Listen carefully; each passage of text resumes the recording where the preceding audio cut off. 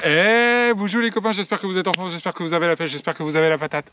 Moi, je suis vraiment super content de vous retrouver aujourd'hui pour un petit tuto. Vous êtes super nombreux à me poser des questions sur le matériel qu'il faut pour pêcher le bar quand on débute. Voilà, quoi acheter, quelle canne, quel moulinet, etc. Donc, j'ai envie aujourd'hui de vous répondre à ce sujet, en tout cas d'essayer de répondre à ce sujet, mais avant, générique.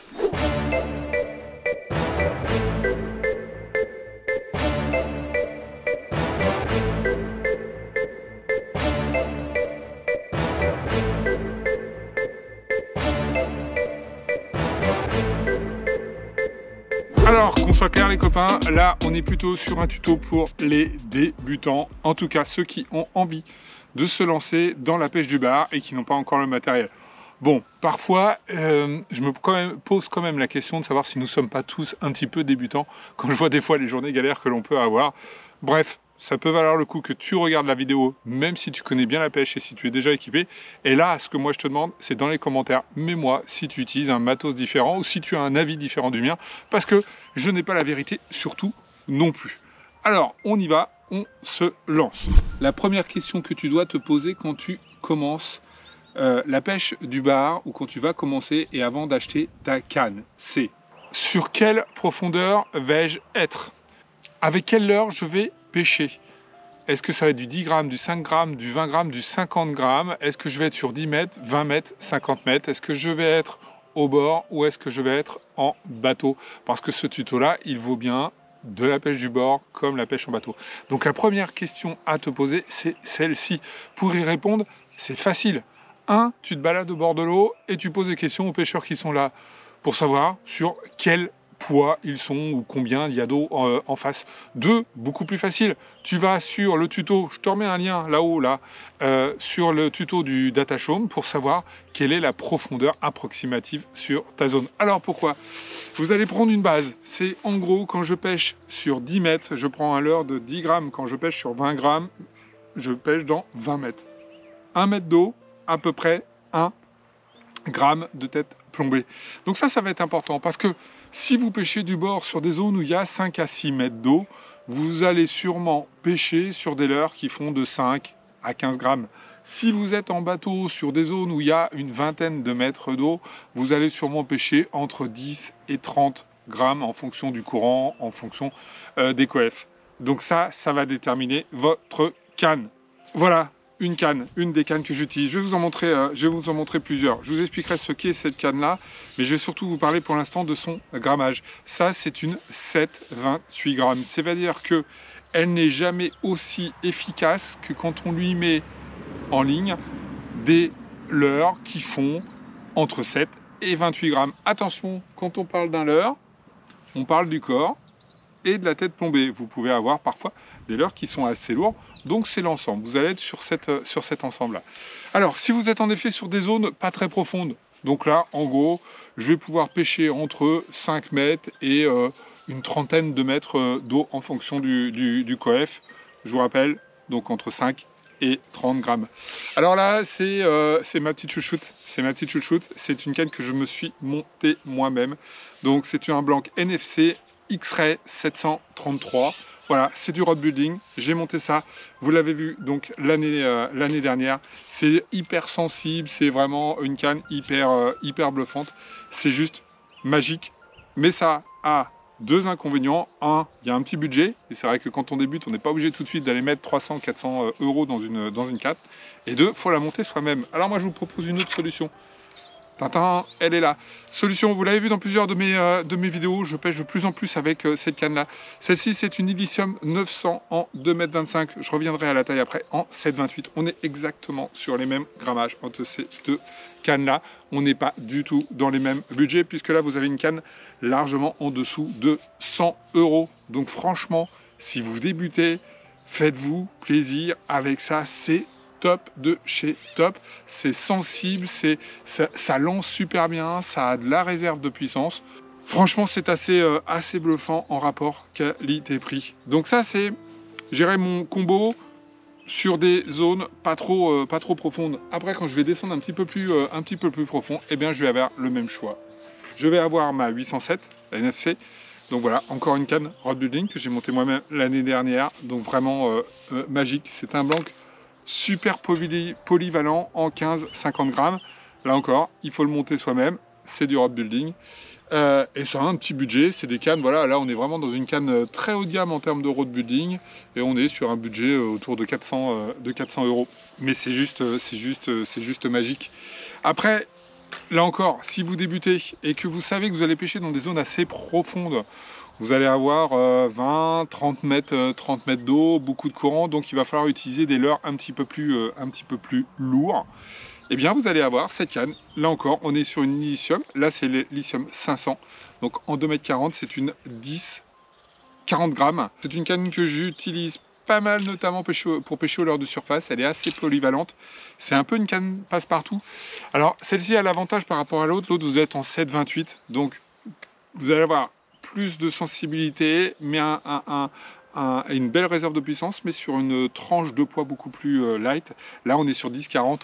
En gros, ça, c'est la canne polyvalente.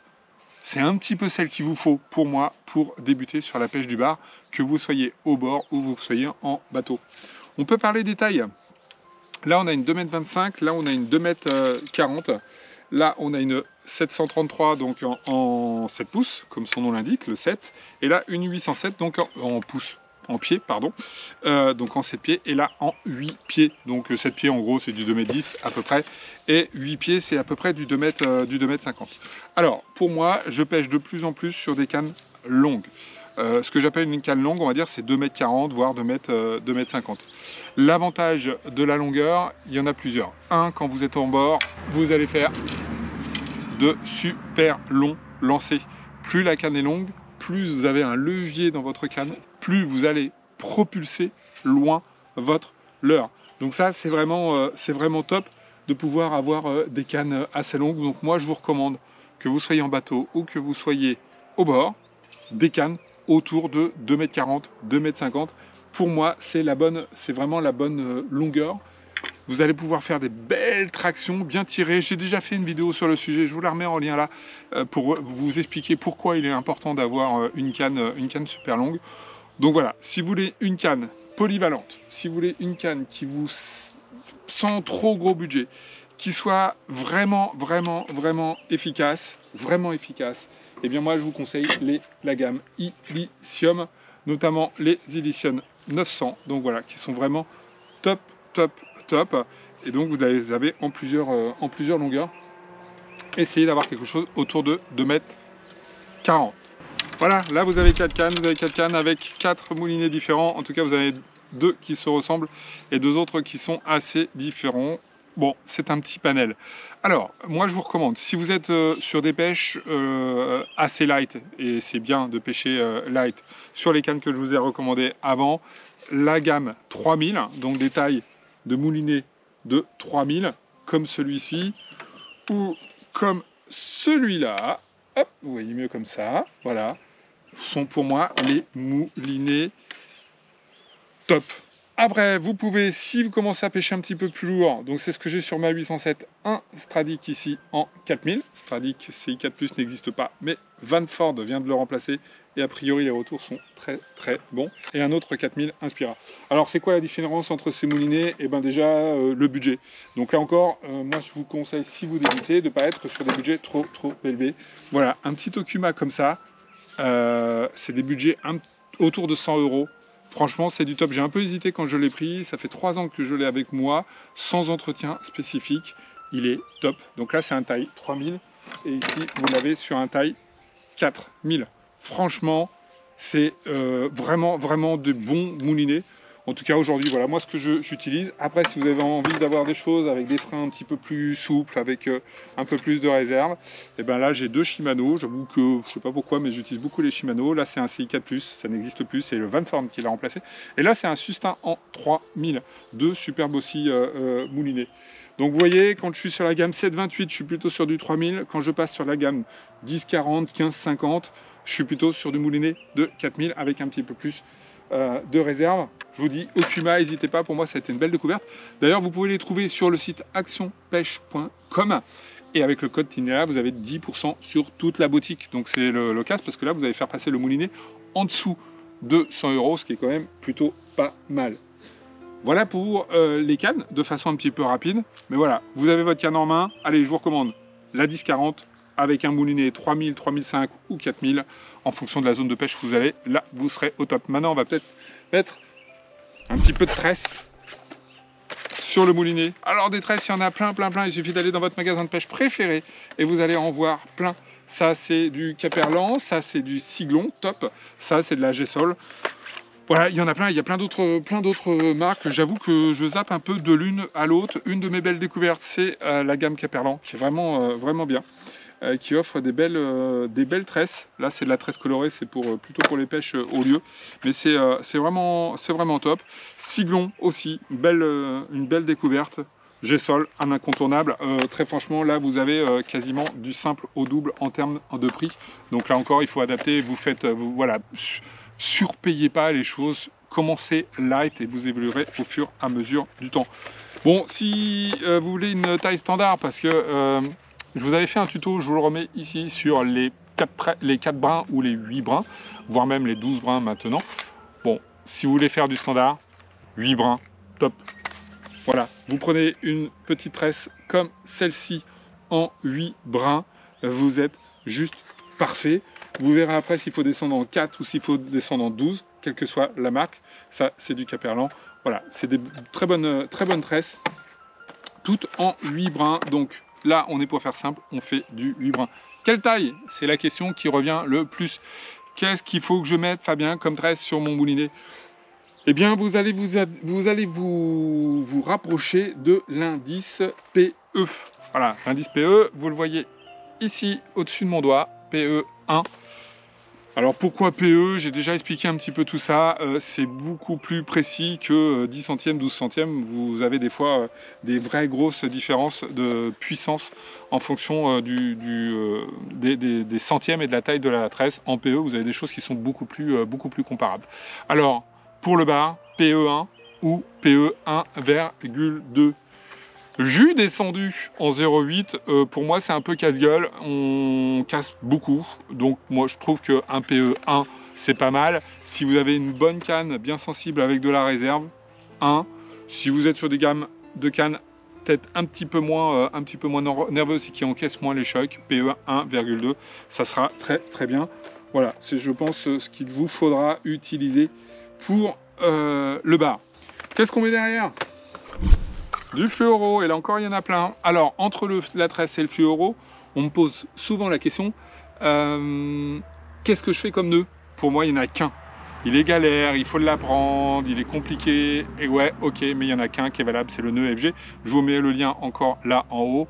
Voilà, entraînez-vous à faire un nœud FG, c'est juste un nœud super top. C'est le nœud que vous avez sur toutes les cannes qui sont là derrière moi. Alors là voilà, quelques fluoros j'utilise. Siglon, top. Neox, je vous avais fait une vidéo sur le sujet. Vraiment super costaud, de budget mais super costaud. Et puis Caperlan, parce que pour débouter, franchement ça marche bien. Et leur fluoro est vraiment tout à fait correct et prend du poisson sans aucun problème. Alors la même question revient. Quelle taille? Alors forcément la taille elle va varier aussi en fonction de la marque, parce qu'on n'a pas toujours les mêmes résistances en fonction du diamètre que l'on utilise. Là j'ai par exemple un Neox en 33 centièmes qui a une résistance de 14,7 kg. J'en ai un là en 31 centièmes qui a une résistance de 6,1 kg. Et là, j'en ai un autre qui a une résistance de 6 kg. Donc, vous voyez que sur des diamètres qui sont quasi similaires, j'ai quand même une grosse différence. Pour être exact, le Yuki, c'est 14 kg de ligne, mais c'est 8 kg au nœud. Donc, ce qui est la puissance des autres. Donc, vous voyez, celui-ci est vraiment super résistant, mais d'un budget un petit peu supérieur. Là encore, voilà, vous voyez en fonction de votre budget, ça, ce sont des fluoros que j'utilise. Les trois, celui-ci est vraiment bien et dans un rapport qualité-prix qui est top. Là, en 30 centièmes, on est à 6 kg de résistance. Alors, en gros, moi je pêche entre 30 et 40, pour faire simple. 30, 35, 40, c'est à peu près les 3 diamètres que j'ai. Qu'est-ce qui va faire la différence? C'est tout simplement la nature du fond. Si je suis sur de la roche, si j'ai un vrai risque de crocher énormément, je vais plutôt descendre light. Si je suis sur une zone qui est assez dégagée, où j'ai pas trop de risque de crocher, que le fluoro frotte, à ce moment-là, je vais descendre plutôt autour de 30 centièmes. Là encore, il faut faire léger. Allez, on passe au leurre. Entre les leurres et le fluoro, il peut y avoir une petite agrafe, comme ça. Une agrafe rapide par exemple de la lande. Si vous voulez avoir mon avis sur les agrafes, j'ai déjà fait un sujet complet, je vous remets le lien là-haut, vous pourrez vous faire un avis s'il faut une agrafe ou pas. Alors on va faire simple puisque là on est sur une vidéo pour débutants. Dans l'idéal, il vous faut 3 types de leurres. Il vous faut un shad comme celui-ci, ici c'est un swat shad. Il vous faut plutôt un shad long, voilà, un slim, ce qu'on appelle souvent les slim. Là, c'est le Speed Slim. Juste magnifique. Belle découverte de l'année dernière. Et il vous faut quelque chose plutôt du type slug. Ça, c'est un Zand Finesse qui existe en plusieurs tailles. Je vous l'ai ramené en plus grand ici, si vous vouliez le voir. Alors, pourquoi ces 3 leurres? Eh bien, tout simplement, ils vont vous permettre vraiment de vous adapter en fonction de la zone où vous êtes et de la nourriture qu'il y a sur place. Selon les jours, les poissons vont être plutôt en train de bouffer du lançon et parfois de bouffer plutôt de la sardine, de l'éperlan, etc. Ben, vous allez vous adapter. S'ils sont sur de la sardine, l'éperlan, vous allez offrir voilà, un leurre tout simple, soit shad, super rapport qualité-prix, très efficace, c'est du Texan, ça passe partout, ça accroche pas, ça c'est nickel. Vous vous embêtez pas sur les tailles, vous prenez des leurres qui font, quand on est sur du shad, autour de 10 cm, 9, 10, 11, ce sont les bonnes tailles. Il vous faut un slug, voilà, là c'est du 13 cm, c'est parfait, ça ressemble à des petits lançons, ça fait des belles vibrations, je vous l'ai déjà montré plusieurs fois dans mes vidéos. Et en intermédiaire, vous avez ça. Donc c'est un petit peu plus long, c'est très très souple.